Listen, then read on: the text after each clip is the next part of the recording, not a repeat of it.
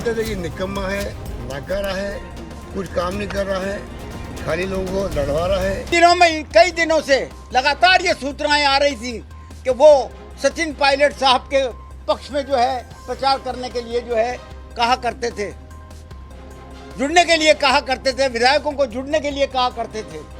हमारे पास इस बात के सबूत हैं। 2020 हो या 2022, गहलोत गुट लगातार पायलट की रफ्तार को रोकने की कोशिश करता रहा है। रविवार को भी जयपुर में कुछ ऐसा ही दिखा, जब गहलोत जैसलमेर में थे और जयपुर की सियासत में भूचाल आ रहा था। होनी थी कांग्रेस विधायक दल की बैठक, लेकिन बैठक छोड़ तमाम विधायक मंत्री शांति धारीवाल के घर बैठक कर इस प्रपंच में जुटे थे कि कैसे आलाकमान पर दबाव बनाकर सचिन पायलट को सीएम बनने से रोका जाए। हालांकि धारीवाल की इस बैठक में कई विधायक पहुंचे तो मंत्री जी का तेवर देख हैरान रह गए। धारीवाल के हाथ में माइक था, माइक लेकर विधायकों को आलाकमान के खिलाफ भड़का रहे थे और तो और कई विधायकों के दस्तखत भी करवाए। मीडिया को बताया गया कि करीब 85 विधायक इस्तीफा भी दे चुके हैं, क्योंकि वो चाहते हैं कि राजस्थान का अगला सीएम वही बने जिसका नाम अशोक गहलोत दें। यानी गहलोत के गिने चुने कुछ मंत्रियों ने ऐसा जाल बिछाया था जिसमें फंसने के बाद विधायकों को पता चला कि यहां आकर उन्होंने गलती कर दी, जिसके बाद कई विधायक वहां से चलते बने और मीडिया में ये बयान देने लगे कि उन्हें धोखे से बुलाया गया था। कागज पर दस्तखत भी धोखे से लिए गए।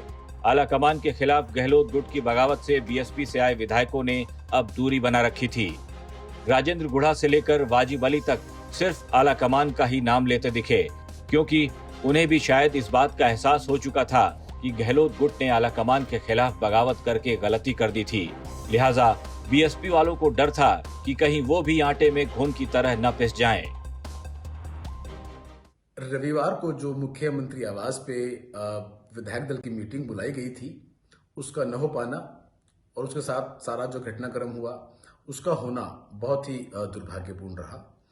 हम सब लोग कांग्रेस के सच्चे सिपाही हैं और हमारे कांग्रेस के अध्यक्षा की तरफ से जो भी फैसले होंगे उन सबको मानने के लिए प्रतिबद्ध हैं और विश्वास के साथ कहते हैं कि आला कमान हमारे प्रदेश के लिए जो भी निर्णय करे हम सब लोग उसे कांग्रेस के सच्चे सिपाही की तरह मानेंगे।